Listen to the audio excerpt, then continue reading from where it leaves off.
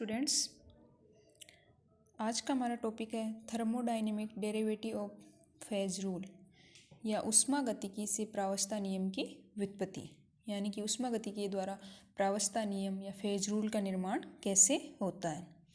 तो जो multiphase system होता है, उस मल्टीफेज सिस्टम में क्या होता है कि प्रत्येक प्रावस्था को साम्य में रहने के लिए कुछ निम्न परिस्थितियाँ होती है जिनको संतुष्ट करना होता है। तो मल्टीफेज सिस्टम में प्रत्येक प्रावस्था को साम्य में रहने के लिए ये आवश्यक है। फर्स्ट है कि तापीय साम्य यानी थर्मल इक्विलिब्रियम होना चाहिए।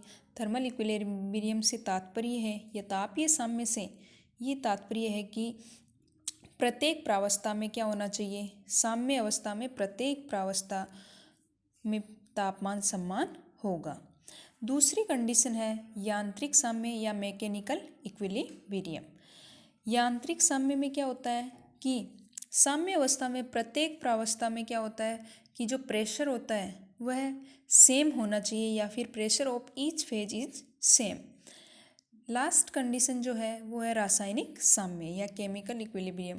केमिकल इक्विलिब्रियम से का अर्थ होता है या रासायनिक साम्य का अर्थ है कि प्रत्येक प्रावस्था में साम्य अवस्था पर किसी घटक I जो है का रासायनिक विभव या केमिकल पोटेंशियल क्या होना चाहिए, समान होना चाहिए। यानी कि प्रत्येक प्रावस्था में यानी साम्य अवस्था पर प्रत्येक प्रावस्था कि किसी भी घटक I का क्या होना चाहिए, उसका केमिकल पोटेंशियल समान होगा। यदि फेज अल्फा बीटा या गामा, यानी जिसको अपन फेज को किससे दर्शाते हैं, अल्फा से, बीटा से या गामा से या फिर डैश डैश पी से दर्शाते हैं। तो यदि पी प्रावस्थाओं वाली सिस्टम की अगर अपन कल्पना करते हैं जिसमें कुल कितने घटक हैं, सी घटक अपने पास उपस्थित हैं, जिनको अपन क्या कर देते हैं 1 2 3 डैश डैश सी से दर्शाते हैं। तो सी घटक अगर साम्य अवस्था में है तथा सिस्टम क्या है, स्थिर ताप और दाब पर है, यानी कि जो भी निकाय है अपना उसका टेम्परेचर और प्रेशर क्या है, स्थिर है, जो कि प्रत्येक प्रावस्था के लिए क्या है, समान है। तो पी प्रावस्था जो पी प्रावस्थाओं वाला में विभिन्न घटकों के जो रासायनिक विभवों का या आंशिक मोल मुक्त ऊर्जा होगी को अपन μ1 अल्फा, μ2 अल्फा, μc अल्फा के द्वारा दर्शाते हैं। कहने का मतलब ये है कि यदि अपन पी प्रावस्थाओं वाला कोई निकाय लेते हैं और उस निकाय के अंदर अपने पास कंपोनेंट जो है वो सी कंपोनेंट उपस्थित है और सारे के सारे किसमें हैं, साम्य अवस्था में हैं, तो निकाय के दाब और ताप पर, यानी कि जो भी सिस्टम है वह क्या है, कांस्टेंट टेम्परेचर और प्रेशर पर है, जो कि प्रत्येक प्रावस्था के लिए क्या है, समान है। तो पी प्रावस्थाओं वाले विभिन्न घटकों की जब रासायनिक विभवों या आंशिक मोल जो मुक्त ऊर्जा होती है उसको अपन दर्शा सकते हैं μ1 अल्फा, μ2 अल्फा, μc अल्फा। इसी प्रकार बीटा के लिए आ जाएगी, इसी प्रकार गामा के लिए, यानी कि पी जो भी अपनी प्रावस्थाएं हैं उन सब के लिए इस प्रकार से अपन व्यक्त कर सकते हैं। यदि अपन घटकों की विभिन्न सूक्ष्म मात्राओं को dn मोल एक प्रावस्था से दूसरी प्रावस्था में स्थानांतरित होती है, यानी कहने का मतलब है कि जो भी घटक हैं उनकी विभिन्न सूक्ष्म मात्राएं हैं जिनको अपन dn मोल से दर्शाते हैं। ये dn मोल अगर अपन या जो सूक्ष्म मात्रा है जिसको अपन dn मोल से दर्शाते हैं, इस dn मोल को अपन एक प्रावस्था या एक फेज से दूसरी फेज में जब स्थानांतरित करते हैं होती है तो ताप और दाब स्थिर रहते हैं। और यदि संपूर्ण जो सिस्टम है वह कैसा होना चाहिए, क्लोज्ड सिस्टम है, तो बंद निकाय साम्य अवस्था में है, तो समीकरण जो आएगा वो अपना हो जाएगा dg बराबर -SdT plus VdP plus summation μI/dN I से दर्शाते हैं। इसको अपन दे देंगे समीकरण 1। अब अपन ने ऊपर लिखा है कि संपूर्ण बंद निकाय है, तो बंद निकाय होगा तो कांस्टेंट टेम्परेचर और कांस्टेंट प्रेशर होगा, यानी कि dt और dp की वैल्यू क्या हो जाएगी, 0।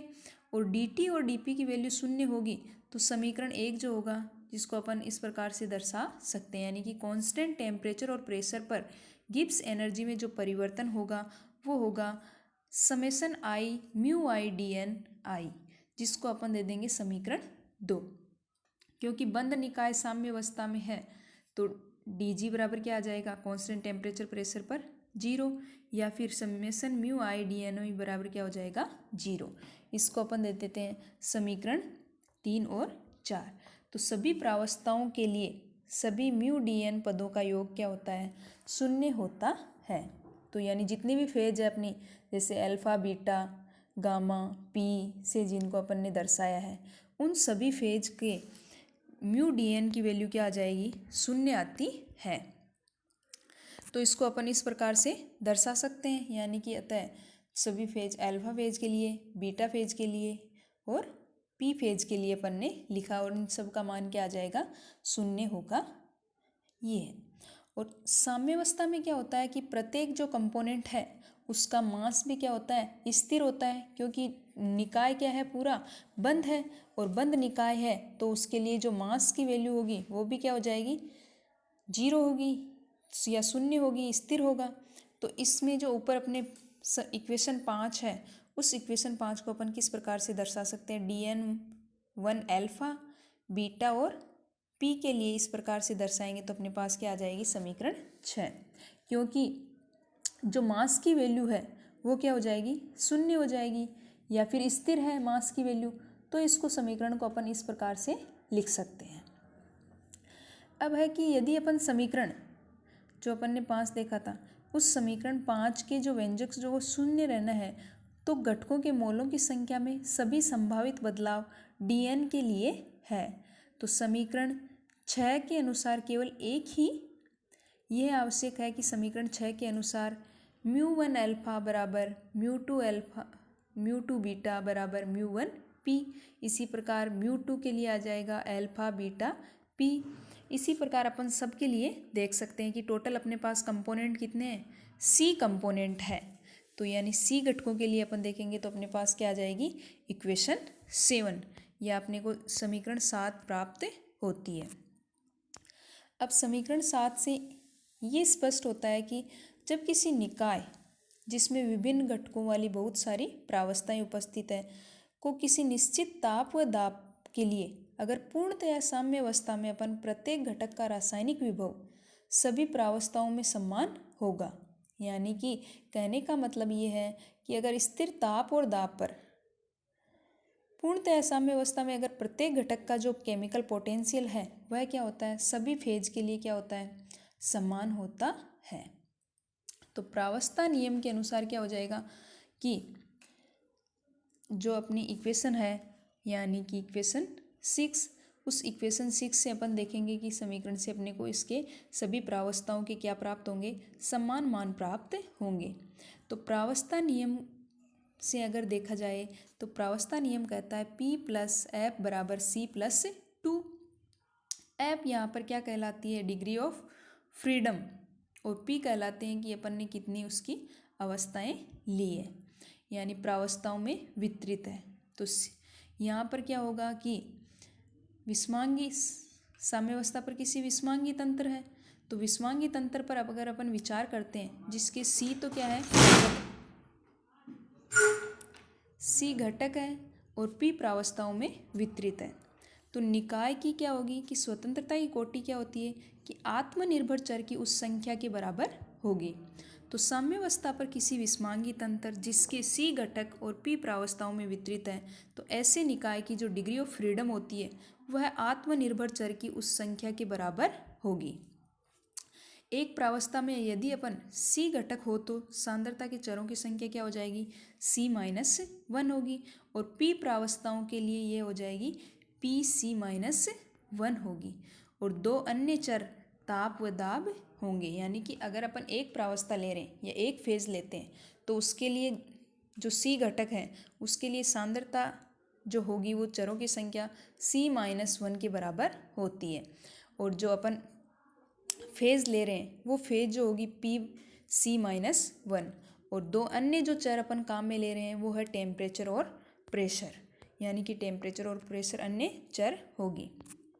अतः चरों की जो कुल संख्या होगी वो हो जाएगी चरों की कुल संख्या PC-1 प्लस 2, क्योंकि प्लस 2 में क्या आ जाएगा एक अपना टेम्परेचर और दूसरा क्या आ जाएगा प्रेशर के लिए। तो ऊष्मागति के अनुसार जब कोई विषमांगी तंत्र स्थिर ताप व दाब पर साम्य में होगा तो किसी दिए हुए उसके घटक का जो रासायनिक विभव होगा, जिसको अपन म्यू से डिनोट करते हैं, प्रत्येक प्रावस्था में क्या होगा, समान होगा। इसीलिए यदि एक घटक 3 प्रावस्थाओं अल्फा बीटा गामा में उपस्थित है तो इसे 2 स्वतंत्रता समीकरणों के रूप में लिखा जा सकता है। कहने का मतलब है कि कोई एक घटक 3 प्रावस्था है जैसे अल्फा बीटा गामा में उपस्थित है तो उसको 2 रूप से लिख सकते हैं अपन, यानी कि μ1 अल्फा बराबर क्या आ जाएगा, μ1 बीटा, या फिर μ1 अल्फा बराबर μ1 गामा। तो अतः एक घटक की 3 प्रावस्थाओं के लिए 2 समीकरण ज्ञात होंगे, यानी कि अगर एक घटक है उसकी 3 प्रावस्थाओं के लिए अपने पास 2 इक्वेशन होती है ज्ञात, अतः p प्रावस्थाओं के लिए p-1 समीकरण ज्ञात होंगे। अतः c घटकों के लिए समीकरण या चरों की जो संख्या होगी साम्य की परिस्थितियों से ज्ञात होती है, वह c p-1 होगी, यानी उसकी साम्य की संख्या के बराबर होगी, तो वह किसके बराबर होगी, Cp-1 होगी। तो रासायनिक विभव ताप और दाब तथा संगठन का फलन है, अतः प्रत्येक समीकरण एक चर को प्रदर्शित करता है।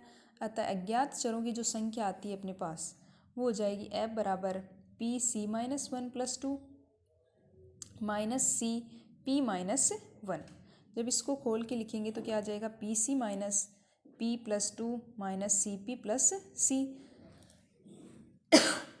Pc से Pc कैंसिल, तो फाइनल जो इक्वेशन आएगी वो क्या हो जाएगी, F बराबर C माइनस P + 2, या फिर अपन कह सकते हैं कि F + P बराबर C + 2। ये जो कहलाता है वो कहलाता है अपना प्रावस्था नियम, जिसको अपन गिब्स ने क्या 1875 में प्रतिपादित किया था। इसी कारण इसको गिब्स फेज रूल भी कहा जाता है। तो फेज रूल से अपन ये ज्ञात कर सकते हैं कि टोटल अज्ञात चरों की संख्या कितनी होगी, या डिग्री ऑफ फ्रीडम अपन ज्ञात कर सकते हैं, क्योंकि अपन ने देखा कि जो भी एक समीकरण होता है, यानी कि प्रत्येक घटक में क्या होती है, 3 प्रावस्थाएं होती है, जो 3 प्रावस्थाओं को अपन डिनोट कर सकते हैं।